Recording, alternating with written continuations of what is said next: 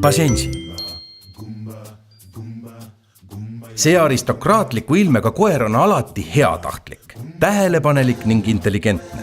Ta on sõltumatu loomuga sell, kes võib teinekord ka veidi põikpäine olla. Sellest hoolimata on ta armastusväärne sõber. Võõraste suhtes on ta aga pigem reserveeritud.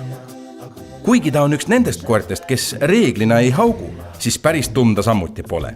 Tema tüüpiliseks hääleks on segu kluksuvast naerust ja joodeldusest. Nad armastavad oma perelapsi ja on nendega kannatlikud. Küll aga võivad nad liialt peale tükkivaid võsukesi näksamisega korrale kutsuda. Ta armastab küttimist ning on alati südamest tänulik sellise võimaluse eest. Reeglina ta jälestab vihma ning märjaks saamist. Nii et koera ilmaga võid sa tema poolest küll üksi jooksma minna. Huvitav teada, Pasensil puudub see tüüpiline koera lõhn. Ta peaaegu ei lõhnagi. Tegemist on ühe primitiivsema koeratõuga maailmas. Kongo lingala keelest tõlgituna tähendab Pasensi eesti keeles külakoer. Pasensi, jahimehe hingega omapärane kaaslane.